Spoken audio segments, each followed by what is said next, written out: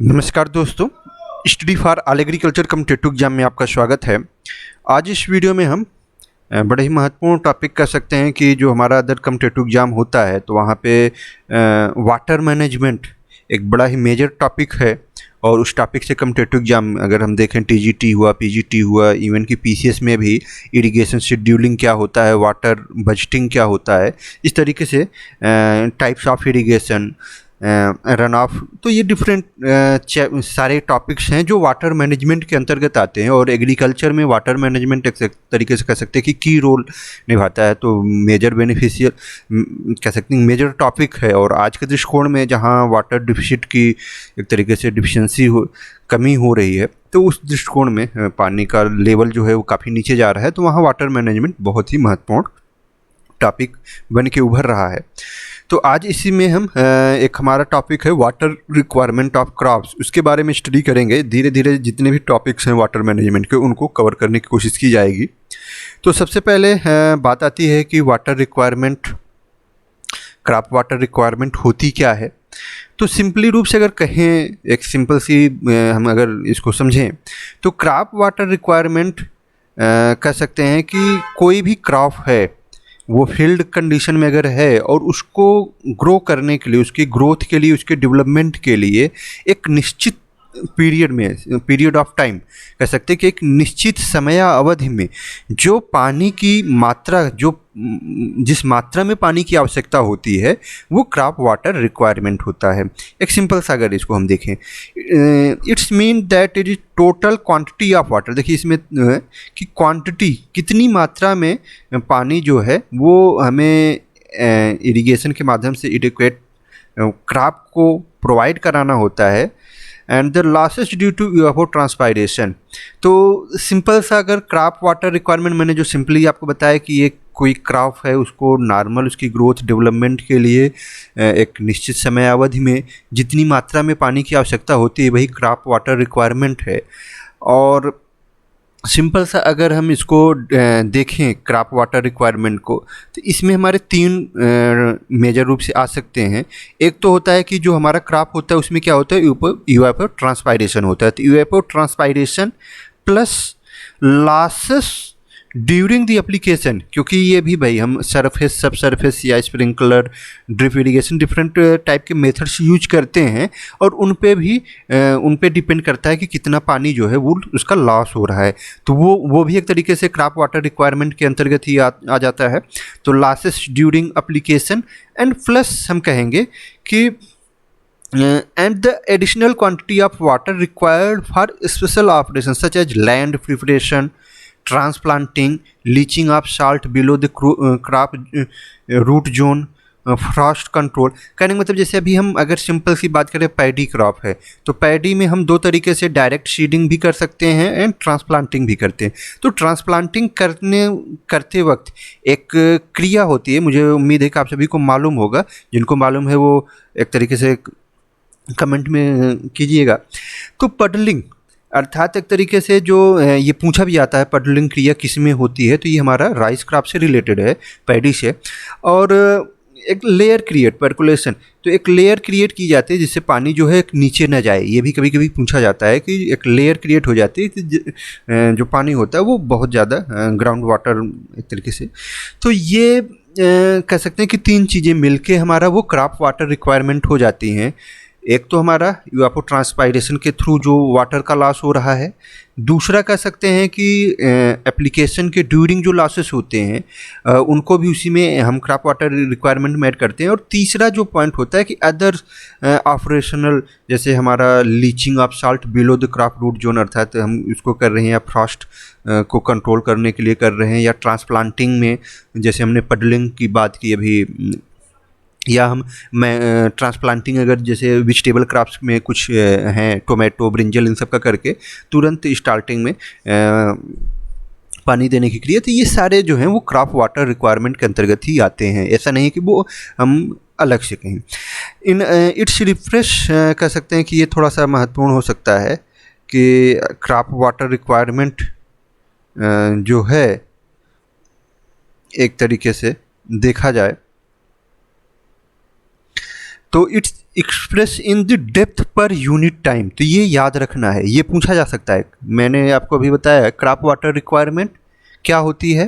Crop water requirement में 3 चीज़ें major रूप से, एक तो जो evapotranspiration ET plus water losses during application, and third one other application जो होते हैं। तो ये 3 चीज़ें हो जाएंगी, और इसको हम एक्सप्रेस किस में करते हैं, डेप्थ पर यूनिट टाइम, अर्थात 5 सेंटीमीटर 10 सेंटीमीटर, ये सब चीज़ें इसके अंतर्गत आएंगी आपकी। तो चलिए ये एक हो जाएगा। In other word crop water requirement is total water demand for growing A crop. अच्छा, ये एक सिंपल सा अगर कहीं कॉम्पिटिटिव एग्जाम में अगर पूछा जा रहा है तो डिस्क्रिप्शन में एक तरीके से लिखने के लिए डिस्क्रिप्टिव बेस, तो ये भी एक तरीके से crop water requirement is the total water demand on for growing A crop, ये हो जाएगा। ये डिफरेंट क्रॉप्स हैं जिनको एक तरीके से वाटर रिक्वायरमेंट क्या होती है, क्या ड्यूरेशन है। तो ये कॉम्पिटिटिव एग्जाम में आपके कई बार क्वेश्चन जो है पूछा जाता है, जनरली पूछ लिया जाता है, what is the total water requirement in M या सेंटीमीटर, सीएम दोनों चीज़ें हो सकती हैं। तो अगर एम है और सीएम है तो इसी में बस जस्ट 100। तो ये अब राइस है, इसकी क्रॉप ड्यूरेशन जनरली 110 डेज, और जो वाटर रिक्वायरमेंट होगी वो एक तरीके से 1250 एम या 125 सेंटीमीटर। तो ये याद रखने की ज़रूरत है। उसी तरीके से शुगर केन है 2200, ग्राउंड नट हो जाएगा 510, सोरघम में 500, मेज 500, रागी, कॉटन, ब्लैक ग्राम में 280, अर्थात जो दलहनी फसलें होती हैं उनमें कम होता है, शीशम। तो ये हमारी क्रॉप है। अब देखिए इसमें 2 तरीके के कॉम्पिटिटिव एग्जाम में क्वेश्चन पूछे जाते हैं। एक तो डायरेक्ट आपसे पूछा जाएगा कि what is the water requirement of paddy crop, तो 4 ऑप्शन दे दिए गए, 1250, 1350, 1550, इस तरीके से भी पूछा जाता है। या कभी कभी जो मेरा एक तरीके से अनुभव है कि क्वेश्चन इस तरीके से भी पूछ लिया जाता है कि which one crop have maximum water requirement, अर्थात या हाईएस्ट वाटर रिक्वायरमेंट, अर्थात इसमें से 4 ऑप्शन दे दिया जाएगा, मेज हो गया, शुगर केन, सोरघम और राइस, और उसमें से पूछेगा कि कौन सी ऐसी क्रॉप है जिसको मैक्सिमम वाटर रिक्वायरमेंट चाहिए या मिनिमम वाटर रिक्वायरमेंट चाहिए। तो इस तरीके से आपको 3 तरीके के क्वेश्चन मैक्सिमम बन सकते हैं। या चौथा क्वेश्चन अगर वो मैचिंग टाइप का दे दिया तो मैचिंग टाइप में भी बन सकता है। इसलिए मैं चाह रहा हूँ कि आप सबको ये देखिए, पढ़ने का तो सभी, लेकिन थोड़ा सा ये है कि किस तरीके से क्वेश्चन, क्योंकि आपको मेजर फोकस उस पर है किस तरीके के क्वेश्चन आ सकते हैं, तो उसको अगर ध्यान में रखते हुए स्टडी करेंगे तो बढ़िया। तो अब एक तरीके से राइस क्रॉप है, तो एक तो डायरेक्ट क्वेश्चन कि कितना होता है, दूसरा हो सकता है कि मिनिमम किस में वाटर रिक्वायरमेंट, मैक्सिमम किस में, जो चारों क्रॉप दी गई है तो इसका मतलब है कि आपको चारों क्रॉप की वाटर रिक्वायरमेंट याद रखनी पड़ेगी। या कभी कभी मैचिंग अगर आ गई तो मैचिंग में भी आपको मैच कराने के लिए भी जितनी भी क्रॉप दी गई हैं मैक्सिमम कम से कम 3 क्रॉप्स का तो आपको याद रखना ही पड़ेगा। तो ये है। दूसरी स्लाइड में भी आप देखिए थोड़ा बहुत वेरी कर सकता है, लेकिन बहुत ज़्यादा नहीं। किसी सोर्स से आपको 1250 सेंटीमीटर मिलेगा, एम मिलेगा, सॉरी, किसी में आपको 1200 एम मिलेगा। तो ये एक रेंज डिपेंड करता है कि वो हाइब्रिड वैरायटी है कि कौन सी वैरायटी, इस पर भी डिपेंड करता है। तो चलिए, लेकिन सिंपली रूप से अब ये जो दिया गया है इसी के बीच में रहेगा जो कॉम्पिटिटिव एग्जाम में आएगा। तो राइस हो गया 1200, व्हीट है 450 से लेके 650, जस्ट हाफ कह सकते हैं। सोरघम में सेम है तो इसको मेज 500 से 800 एम, शुगर केन 1500 से लेके 2500 एम। तो अगर अभी आप देखेंगे जितनी भी इसमें क्रॉप्स दी गई हैं, बनाना है 1200 से लेके 2200 एम, तो सबसे ज़्यादा वाटर रिक्वायरमेंट हमें शुगर केन क्रॉप की एटलीस्ट दिखने को तो दिख रही है कि सबसे ज़्यादा वाटर रिक्वायरमेंट हमारी इसी की है। और अगर हम मिनिमम की बात करें तो इसमें मिनिमम अगर देखें 300 से 500 के करीब बीन्स, तो ये एक तरीके से हो जाएगी। या हम अगर बात करते हैं जो पी हैं, पोटैटो है, टोमेटो हैं, तो कहने का दलहनी फसलों में एक तरीके से वाटर रिक्वायरमेंट कम आवश्यकता होती है कंपेयर टू अदर। चलिए, तो इसको आप सभी को पढ़ना पड़ेगा। अब इसमें ऐसे कुछ चीज़ें एडिशनल नहीं है कि जिसको हम रटा सकें, बस ये आपको एज ए मैटर के रूप में उपलब्ध हो सका।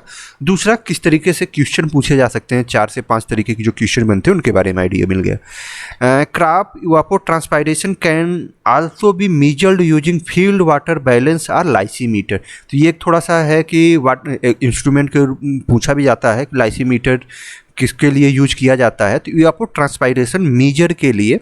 और इवापोट्रांसपायरेशन जो होता है उसको हम फील्ड वाटर बैलेंस के माध्यम से भी मेजर कर सकते हैं।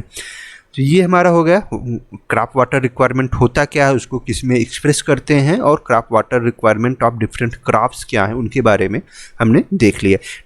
नेक्स्ट जो है एक क्वेश्चन बड़ा महत्वपूर्ण कभी कभी पूछ लिया जाता है कि NIR या net irrigation requirement, net irrigation requirement क्या होती है। तो the net irrigation requirement is the total amount of irrigation water required to bring the soil moisture content to root zone depth of the crop to field capacity. एक तरीके से simply रूप से अगर इसको हम समझें कि जो हमारी फील्ड कैपेसिटी, आप सभी जानते होंगे कि जो वाटर होता है वो फील्ड कैपेसिटी अर्थात एक तरीके से अवेलेबल वाटर जिसे हम कह सकते हैं कि अवेलेबल वाटर फार्म में, मिट्टी में जब हमारा वाटर है तो उसे ही हम नेट इरिगेशन रिक्वायरमेंट अर्थात जो हमारी मिट्टी है उसको फील्ड कैपेसिटी के स्टेज तक बना के रखना, रूट जोन है क्रॉप के रूट जोन में फील्ड कैपेसिटी स्तर पे, उसे ही नेट इरिगेशन रिक्वायरमेंट कहते हैं। या ये होता है कि एक तरीके से डिफरेंस बिटवीन जो मैं कह रहा था field capacity and soil moisture content in the root zone before application of irrigation water.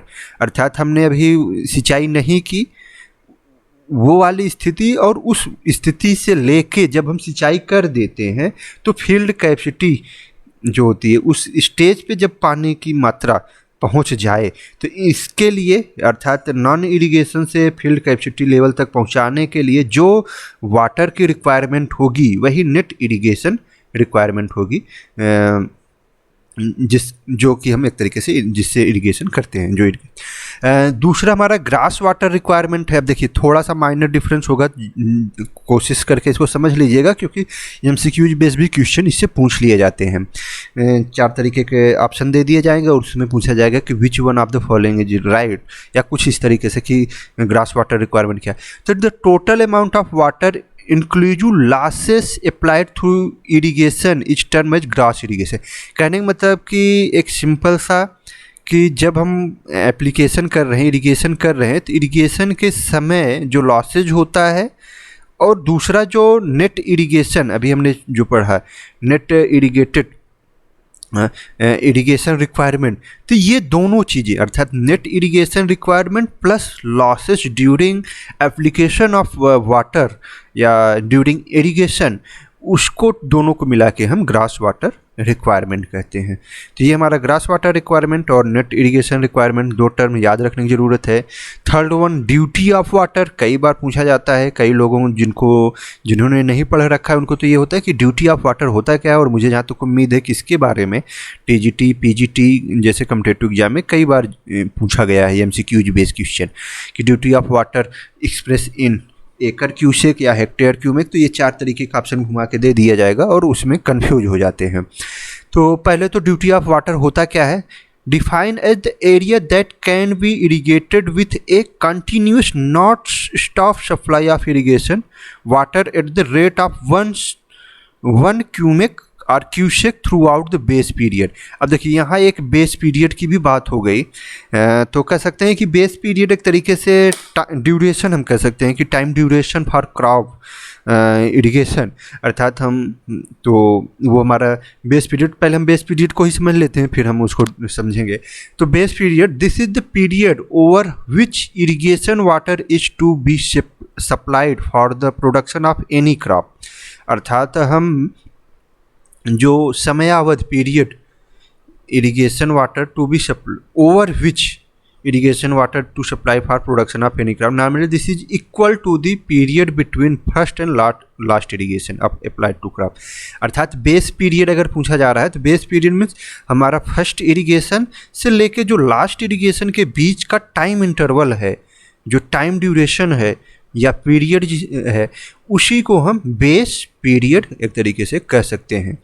और अब इसी बेस पीरियड के हमने जो अभी बात की कि what is the duty of water, तो हम फर्स्ट इरिगेशन से लेके लास्ट इरिगेशन तक के बीच के जो टाइम है उसमें हम किस तरीके से कितने एरिया को एक तरीके से इरिगेट विथ कंटिन्यूअस लगातार non stop supply of irrigation water at the rate, और वो जो रेट होगा वो क्यूमेक या क्यूसेक में होता है 1 क्यूमिक, जैसे यहाँ एकड़ है तो 1 क्यूसेक, हेक्टेयर है तो क्यूमिक, तो क्यूबिक पर मीटर या क्यूसेक क्यूबिक पर सेकेंड, अर्थात क्यूसेक और क्यूमिक ये क्यूबिक पर, तो एक तरीके से पर सेकेंड, क्यूबिक पर मिनट, मेक तो सेकेंड, तो ये सब चीज़ें आपको कह सकते हैं कि क्यूमेक, क्यूसेक तो एकड़ पर क्यूसेक,